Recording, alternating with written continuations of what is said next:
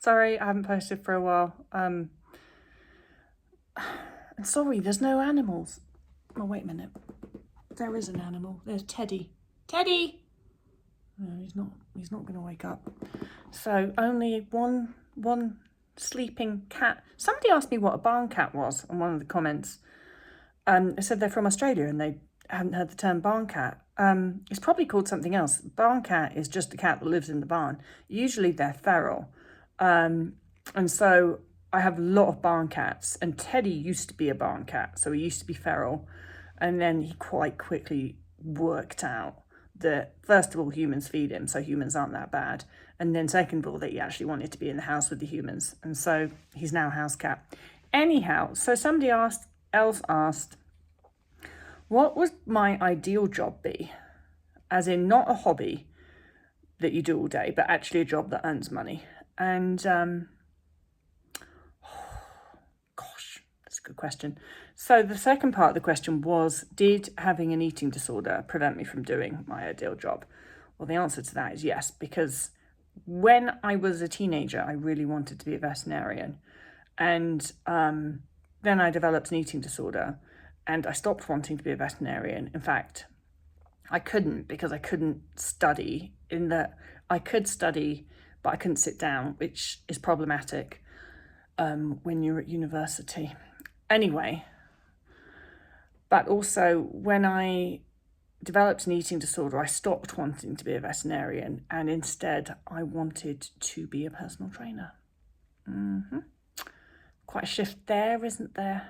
Anyway, so needless to say, I did not become a veterinarian, and I did become a personal trainer. And God, that's an awful job. And there's not very many prospects with that job, honestly. You basically work in a gym, and that's as far as you can go until maybe you are successful enough that you can have your own private clients. But I don't want to get into that, but let's just say it's quite a sad industry, I think, and not something I enjoyed, but I was driven to do it because it meant it was an excuse for me moving the whole time. So yes, it did. But what I will say is that now, at the age of 42, I would not want to be a veterinarian. Those guys work like horse vets. Oh my God. All they do is they're driving everywhere. They work day and night. You're on call all weekends. You're on call all evenings. You're working in all of the weather, which as a horse person, I'm used to being outside in all the weather. But, it's just hard. Compared to a small animal vet, small animal vets get it quite cushy, but I wasn't wanting to be a small animal vet. I wanted to be a horse vet. Small animal vets tend to be able to work more normal hours and not work weekends and work inside and all that. Horse vets just get such a raw deal. And actually, in the US, there's a big problem with horse vets. I'm not sure if it's the same in the UK now, where people are just leaving the industry because it sort of sucks. You don't earn a ton of money and you work a lot. And so now that would not be my ideal job. I sort of love what I'm doing. So I do a couple of hours coaching a day. I do make money from doing coaching. I used to do more than a couple of hours coaching a day, and I've learned that that is not ideal for me, that a couple of hours coaching a day is fine. I couldn't do 8 hours a day. I wouldn't want to. I enjoy coaching. I enjoy helping people through their eating disorder recovery, but there are a lot of other things that I'm a lot more interested in. So a couple of hours a day is great for me. And I run a horse boarding facility. And so that means that I have 40 horses on my property, and I have 2 employees that do all of the barn chores, and I do oversee the operation. That's a great job for me. I love it. I can set my own hours. I work for myself. I'm my own boss. I also have a breeding operation, which is pretty much a full-time job in breeding season. And so what I'm doing there is I'm collecting semen off my stallions. I am inseminating my mares. Takes a year for that to cook. And then when it's foaling season, I am a midwife to my mares, which involves a lot of staying up all night and watching a horse. Waiting until it is time for that mare to have her foal, and then I'm on hand in case anything happens. Now, breeding horses is much more complicated than people think in order to do it well. It takes a lot of knowledge. It takes a lot of science, actually, especially because I do my own collections, and I collect semen, I analyze semen, I look at the motility of that semen, I look at the morphology of the semen, I determine whether the semen is good quality or not before I put it in the mare. I ultrasound my own mares, I track their cycles. And so there's a lot that goes into running your own breeding operation. I would say that most breeders do not inseminate their own mares, and most breeders do not ultrasound their own mares. And I took courses and had a lot of education to help me understand how to be able to do that. But so you could be a horse breeder and not do all of those things, but that's actually the part that I really like. I like learning about all of that stuff. I really like the more scientific approaches to being a horse breeder. I like knowing all of those details. I love that I can do my own cultures, my own cytology. I just find that stuff super interesting. And so from that perspective, the reason that is the ideal job for me is I get to use my brain. I get to read a lot, I get to research a lot, I get to work things out. And that's the bit that makes it really interesting. I don't think I would be as interested in horse breeding if I was just picking a nice looking stallion and having my vet do the insemination and sort of taking more of a back seat to the whole process. I actually really enjoy the brain thinking part. And so that is why that really is the ideal job for me. Now, the breeding season lasts 5 months, which is great because it's exhausting. It's full on. It is full time. You know, I sit up all night watching mares, and then I'm also collecting and shipping semen across the US. And so you can't set your own schedule with that. The mare tends to set the schedule. When she's going to ovulate, everybody else jumps. And so it's full on during breeding season. And so it's not like it's full on for that whole full 5 months. It sort of ramps up, but June and May and June are sort of full on. And after breeding season, I'm just like, oh my God, thank God that's over. You know, but even by now, I'm like, oh, I can't wait till next season. So I wouldn't be able to do breeding season. Like if it's good, it's just a season. If it was year round, it would be just too exhausting. But then that also makes me think about horse vets again, because for them, it kind of, the jobs they have to do is year round. And so horse breeding is, I would say that's pretty close to being my ideal job, because I get to be around animals the whole time, but I'm actually doing something with my brain as well. Would I have done that when I had an eating disorder? No. It's not. No, because I was just too busy in gyms, wasn't I? I wouldn't have done, when I had an eating disorder, all I wanted to do was be a personal trainer. And that is not brain work. My brain wasn't working that well, so it probably didn't matter, did it? It wasn't brain work. I even the thought of doing something like what I'm doing now, which is me a lot of the time researching, sitting down, putting things under the microscope, looking at things. I wouldn't have done anything like that because it just wouldn't have been active enough for me when I had an eating disorder. I wouldn't have been able to deal with it. And you know what the bigger thing that I wouldn't have been able to deal with when I had an eating disorder is the inability to set my own schedule. So, like I said, the mares dictate my life to me when it's breeding season. The mare dictates when she's going to have that foal. I don't have any control over that. And so I just have to sit there and kind of watch and wait. And you can be on foal watch for weeks. Because mares don't really have a due date. They have a window, and that window could be 40 days either side.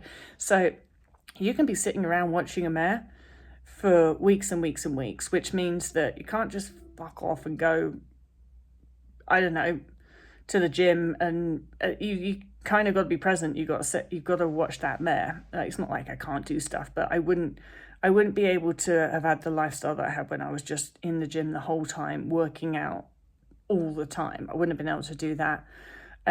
You can't really plan for things. So when I had an eating disorder, I needed to know that my day and every activity I was doing in that day was planned out in advance. And if anything interfered with my ability to do that, it would really upset me. I know a lot of you know how that feels.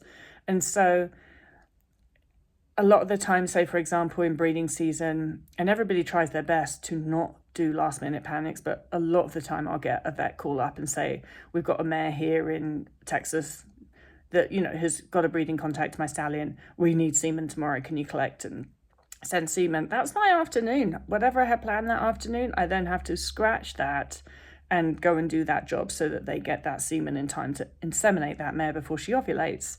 And so I can't plan a lot in breeding season. And if I do try and plan something, it's highly likely that my plans are going to be thrown out the window because somebody will need something. And so that would have been impossible for me when I had an eating disorder. That would have been far too stressful. I wouldn't be able to plan my day, plan what I was doing. It would get disruptive. I wouldn't have been able to deal with that level of disruption, which is so sad if you think about it. That, you know, if I'd had whatever fitness class I was going to do that afternoon and something wonderful, really, like a breeding opportunity for one of my stallions came up, I just wouldn't be able to do it because I had to go to a stupid fitness class. But I did that so much when I had an eating disorder. I had wonderful opportunities come up that I was not able to take because I would not undo my planned schedule. So I couldn't be sporadic and do things with friends. I couldn't really take any opportunity. I couldn't do anything unplanned. And actually, I think that that's one of the reasons that people with eating disorders, although a lot of people with eating disorders do well in their field of work, they're not doing as well as they could have if they didn't have an eating disorder.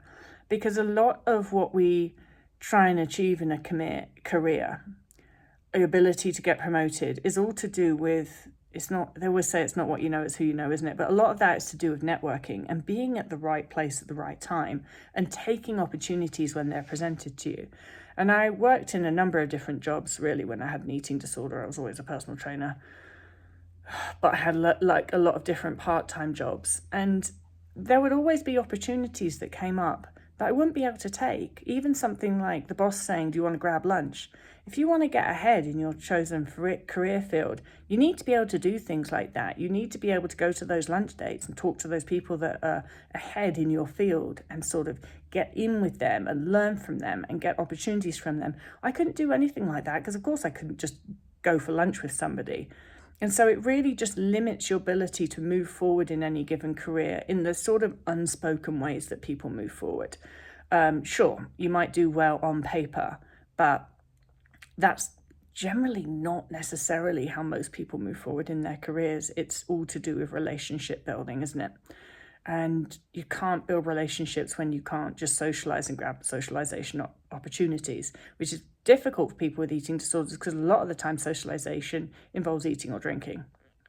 So I think that, you know, so often when a person has an eating disorder, and I imagine this is a lot of you listening to this will either know this or be in it or know it because maybe you're not in it now, but you were before.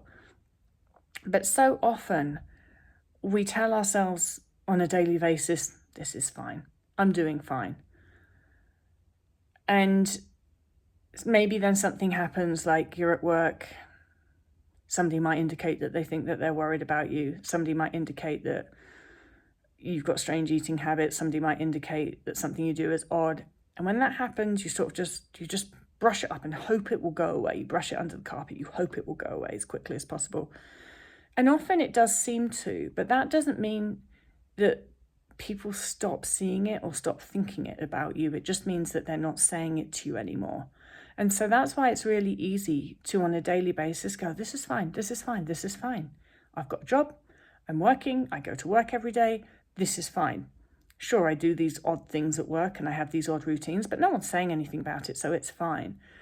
And I think that is one of the hardest things for a person with an eating disorder to stop doing, to stop pretending it's fine, to stop brushing it under the carpet, to stop pretending that nobody's noticing how weird you're being, because they are. And it's that is really influencing your life in a negative way. It's that stops people getting as close to you maybe as they would do if you didn't have an eating disorder. It's that stops you taking the opportunities or being offered the opportunities, because whilst people won't say it to you, people will be thinking it. People will be thinking that you're a bit weird, you act a bit weird, and it's probably because you do. I'm not trying to say that to sort of make you feel bad. I'm just being honest, because we're not honest with ourselves. We just like to try and hide that. We try and pretend it's not happening. So I'm just bringing it up that you can tell yourself over and over, no, it's fine, no, it's fine. No one's saying anything. No one's noticing everything. Well, I'm just telling you that they are. And when you get yourself fully recovered, it's those undescribable things, those unspeakable things that change. And that is what makes your life sort of accelerate and really take off when you get recovered. It's not necessarily because you're more intelligent or look better on paper, but you are just become more of a person that other people can get along with and want to promote and want to help. And your life just takes off after you've recovered in ways that you wouldn't even imagine, because your brain won't let you think that they're even a thing. They are. All right, bye.